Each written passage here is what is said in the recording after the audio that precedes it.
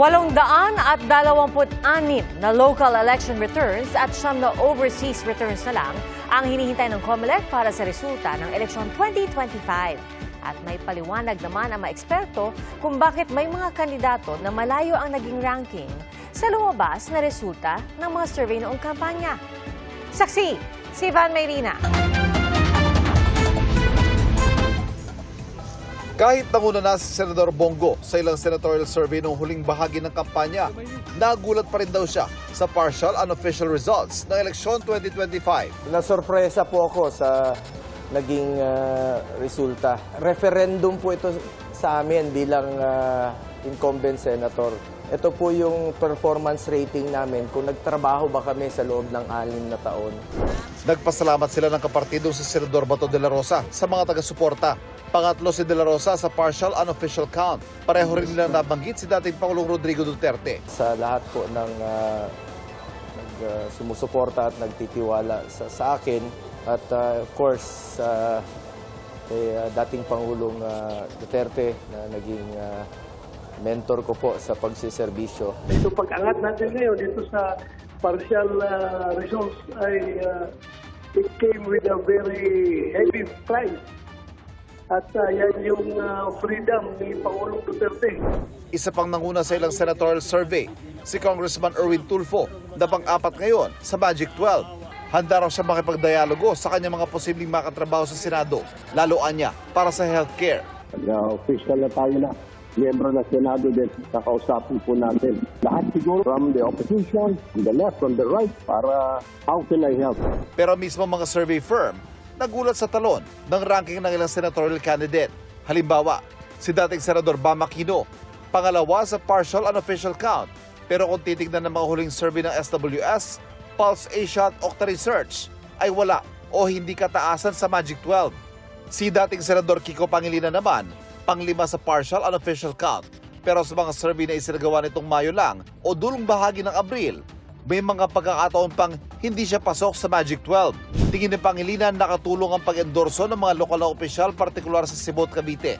Masigasig na pangangampanya at pagsusulong ng kanyang advokasya para sa food security. Yung team, meron kaming Telegram thread at doon ko nakita yung unang feed no, na nasa top 5 na nga eh. So akala ko fake news. Pero hindi raw niya inaasahan na ganun kataas ang kanyang magiging ranking. Meron talagang ganung palagay kong voters na naghahanap. Siguro feeling nila masyadong magulo ang nangyayari, yung bangayan.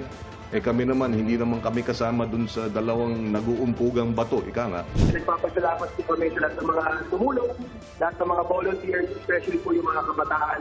Tingin po namin yung mga kabataan talaga yung nagdala sa amin ni Senator Kiko sa winning circle po.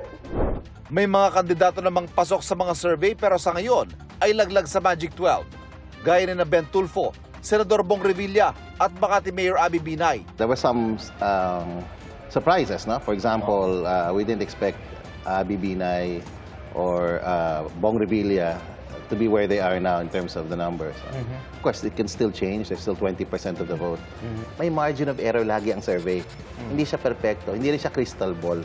So, dun sa margin of error, makikita nyo, dikit-dikit talaga eh.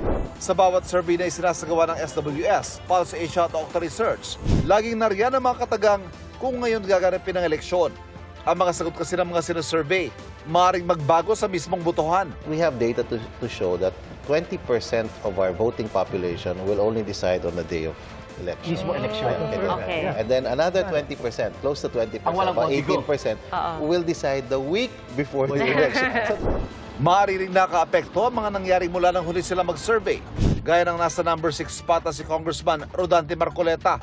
Kabilang sa mga maaari raw nakatulong sa kanya ang suporta ng mga Duterte at gayon din ng Iglesia ni Cristo na kinabibilangan niya ang paglalabas ng endorsement ng INC, hindi rin pasok sa survey period. From experience, yung Iglesia ni Cristo, talagang solid yun. By solid, I mean 80%.